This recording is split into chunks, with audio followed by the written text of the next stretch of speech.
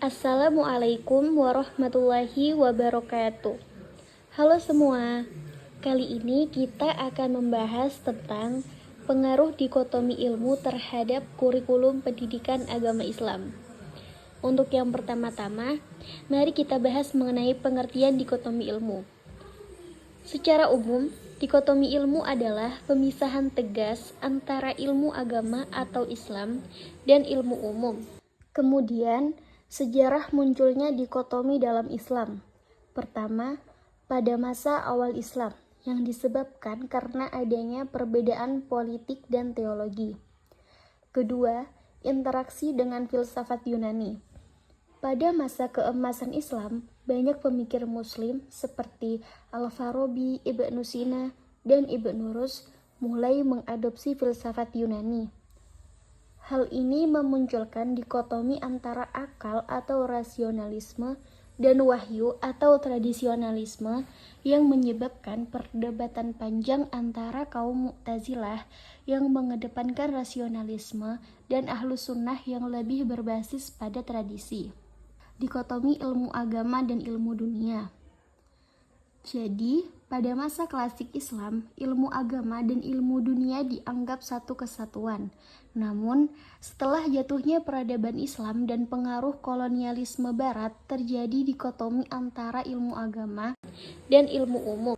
Sehingga madrasah-madrasah Islam lebih menekankan ilmu agama, sementara ilmu dunia berkembang di luar lembaga-lembaga keislaman. Keempat, kolonialisme dan modernisasi. Pada era kolonialisme, sekitar abad ke-18 dan ke-19, umat Islam mengalami tekanan dari Barat yang memperkenalkan sistem pendidikan sekuler. Hal ini semakin mempertegas dikotomi antara pendidikan agama dan pendidikan modern. Terakhir, politik Islam versus sekularisme.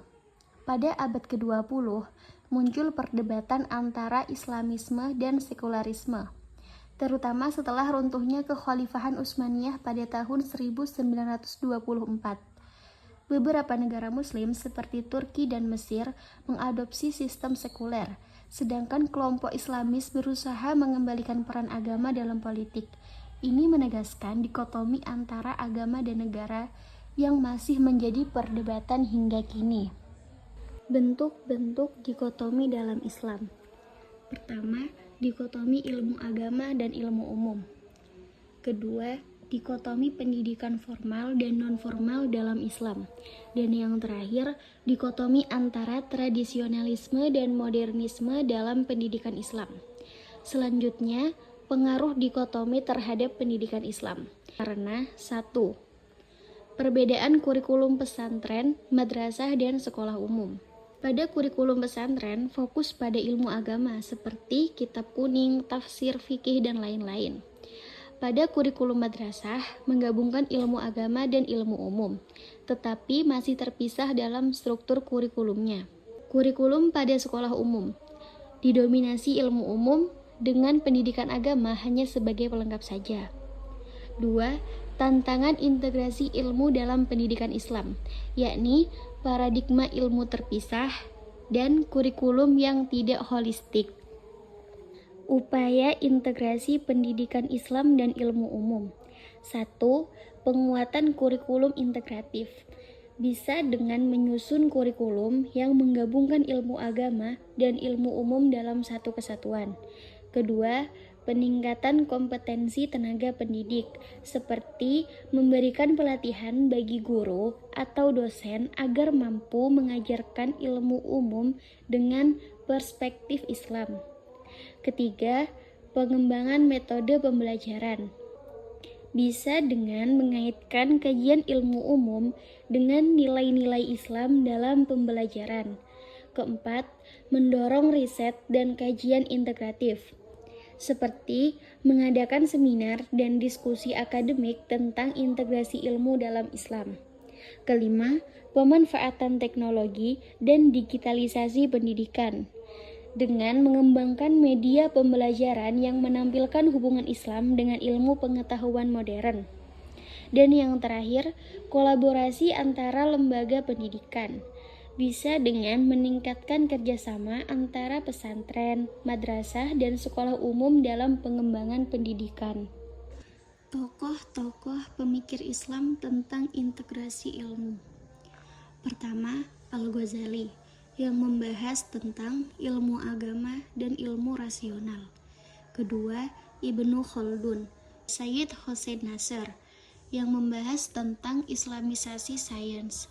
Dan yang terakhir ada Syekh Muhammad Naqwid Al-Attas yang membahas tentang islamisasi ilmu dan pendidikan Islam.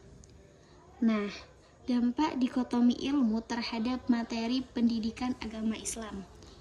Kurikulum pendidikan agama Islam cenderung terpisah dari konteks ilmu umum, kurang relevan dengan perkembangan sains dan teknologi. Materi pendidikan agama Islam seringkali bersifat dogmatis yang kurang kritis, sehingga kurang mendorong peserta didik untuk berpikir analitis dan inovatif. Lalu ada pula dampak dikotomi ilmu terhadap metode pembelajaran pendidikan agama Islam. Metode pembelajaran pendidikan agama Islam seringkali didominasi oleh ceramah dan hafalan, sehingga mengakibatkan kurang interaktif dan partisipatif. Kurang optimalnya penggunaan media pembelajaran modern dan teknologi informasi dalam pembelajaran pendidikan agama Islam. Kurangnya pelatihan dan pengembangan profesional guru pendidikan agama Islam dalam mengintegrasikan ilmu agama dan ilmu umum. Masa depan pendidikan Islam dan integrasi keilmuan. 1. Tantangan globalisasi terhadap pendidikan Islam yang disebabkan karena adanya sekularisasi pendidikan, yaitu ilmu agama semakin terpisah dari ilmu umum. Kompetisi global. Lulusan pendidikan Islam harus bersaing dengan sistem pendidikan berbasis teknologi dan inovasi. Pengaruh budaya asing. Arus informasi dari luar dapat mempengaruhi nilai-nilai Islam dalam pendidikan. 2. Integrasi teknologi dan ilmu keislaman dalam pendidikan yang disebabkan karena adanya e-learning dan digitalisasi. Pemanfaatan platform online untuk mengajarkan ilmu agama dan umum secara interaktif. Lalu ada pula artificial intelligence dalam pendidikan Islam. AI dapat membantu dalam pembelajaran Al-Quran, hadis, dan fikih secara lebih mendalam. Lalu ada pula big data dan analisis pendidikan. Bertujuan memudahkan personalisasi pembelajaran sesuai dengan kebutuhan peserta didik. Dan yang terakhir ada model ideal pendidikan Islam di era digital, seperti kurikulum integratif, yang artinya menggabungkan ilmu agama dan ilmu umum dengan pendekatan holistik. Ada pula pesantren digital, artinya mengembangkan pesantren berbasis teknologi yang tetap mempertahankan nilai-nilai tradisional di dalamnya.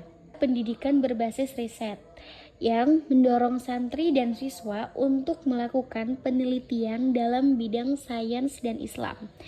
Dan tak lupa ada pula kolaborasi global, yakni pendidikan Islam harus terbuka terhadap kerjasama internasional untuk mengembangkan ilmu pengetahuan.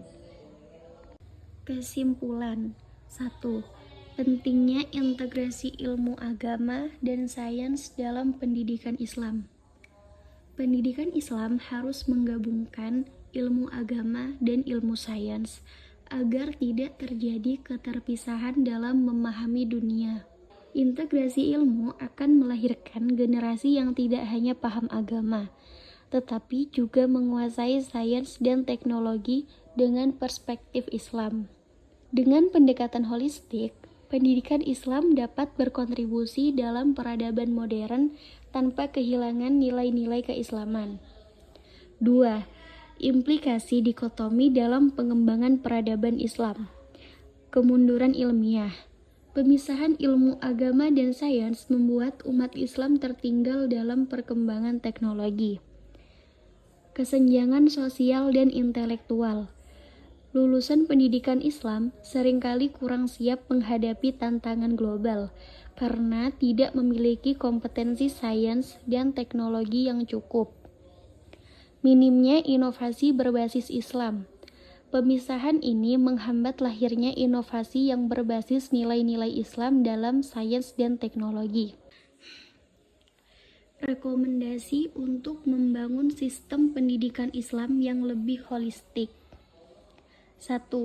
Pengembangan kurikulum integratif, yaitu menggabungkan kajian Islam dengan sains dan teknologi secara seimbang. 2. Meningkatkan kualitas tenaga pendidik. Guru dan dosen harus memiliki wawasan interdisipliner agar mampu mengajarkan ilmu secara integratif. 3. Mendorong riset dan inovasi Islami. Pendidikan Islam harus menghasilkan riset yang mengaitkan Islam dengan perkembangan ilmu pengetahuan modern. 4. Pemanfaatan teknologi dalam pendidikan. Digitalisasi pembelajaran Islam agar lebih relevan dengan kebutuhan zaman. Dan yang terakhir, kolaborasi lembaga pendidikan Islam dan umum. Kerjasama antara pesantren, madrasah, dan universitas dalam membangun sistem pendidikan berbasis integrasi ilmu. Dengan penerapan sistem pendidikan yang lebih holistik, pendidikan Islam dapat menjadi pilar utama dalam membangun peradaban Islam yang maju, berbasis ilmu pengetahuan, dan tetap berlandaskan nilai-nilai keislaman. Sekian dari kami, terima kasih. Wassalamualaikum warahmatullahi wabarakatuh.